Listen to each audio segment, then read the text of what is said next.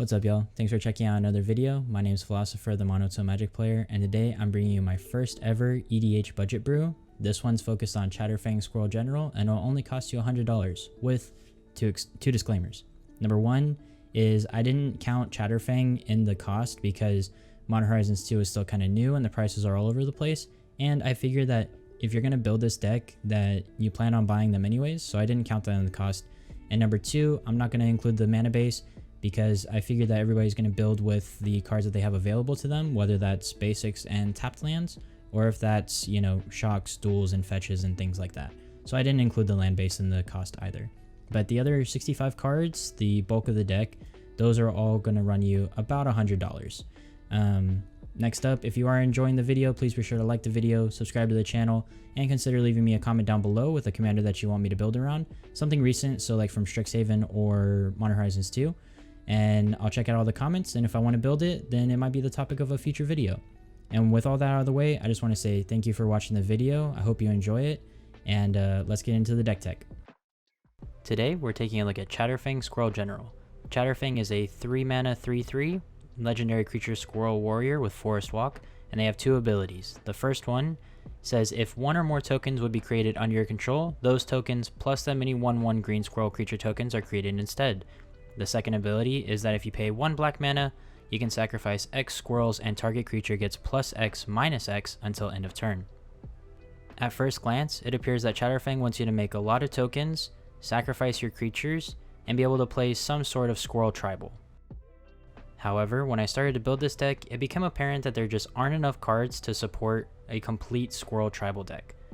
I was looking at creatures like Deranged Hermit and Deep Forest Hermit where elves are buffing their squirrel buddies when it dawned on me that I can make a deck where this relationship strengthens both tribes. And that's where Maskwood Nexus comes in. This 4-mana artifact reads, creatures you control are every creature type. This also goes for creatures we control that aren't on the battlefield, meaning our whole deck is both squirrel and elf at the same time. From there, I made a deck that utilizes tribal benefits, token generators, and sack outlets to either overrun, combo out, or mill out our opponents. First, let's take a look at how we aim to ramp our mana.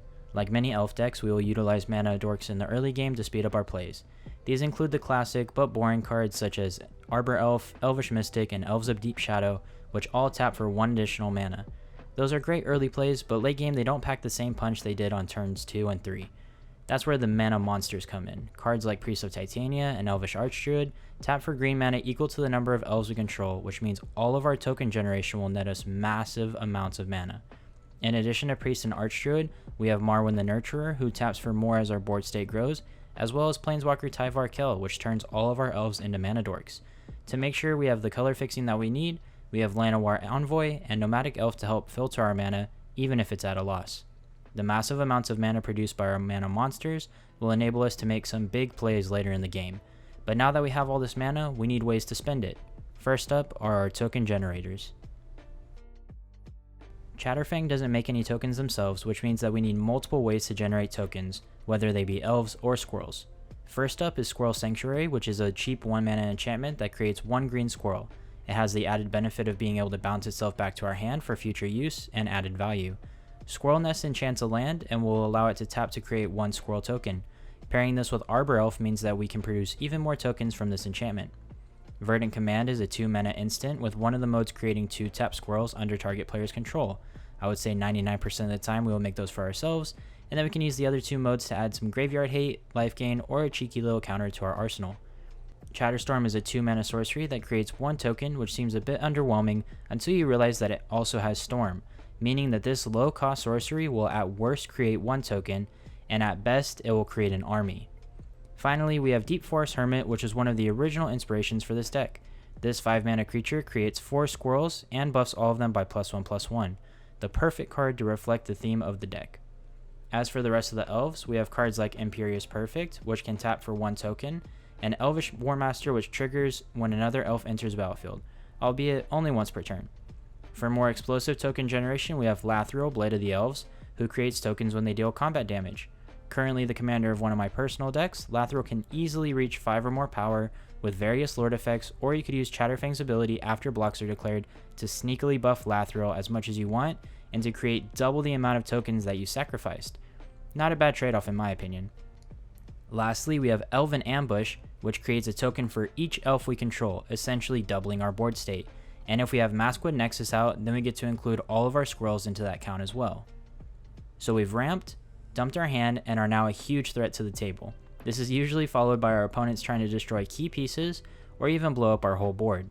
We need to ensure that these deaths work for us and fuel future turns, or that we have ways to recur the cards that we lost. As far as taking advantage of the deaths of our creatures, we have Altar of Dementia, Skemfire Avenger, and Fecundity. Altar of Dementia allows us to respond to kill spells or board wipes by sacrificing our creatures to either mill our opponents or ourselves. Milling our opponents is one of our win cons, and utilizing our graveyard is one of our deck strategies, so either option is a good option. Skemfire Avenger will allow us to draw a card for each non-token elf that dies in exchange for 1 life per card.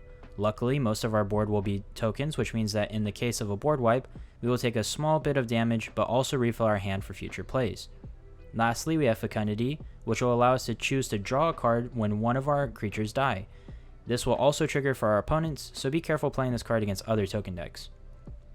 If we didn't have any of those pieces on the field to benefit from the deaths, then we need to be able to recur those threats that we lost.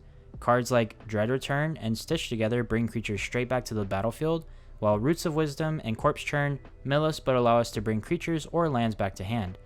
The best ways to recur threats would be Phyrexian Reclamation and Praetor's Council. 2 Phyrexian themed cards being good. Who would have guessed? Phyrexian Reclamation makes us pay 2 mana and 2 life to get a creature to our hand from our graveyard, but it's repeatable, which makes it way more powerful than the previously mentioned cards.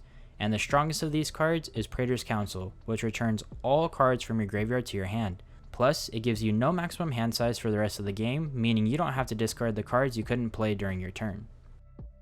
So we ramped, we built a board state, we rebuilt our board state, and now we are looking to win the game.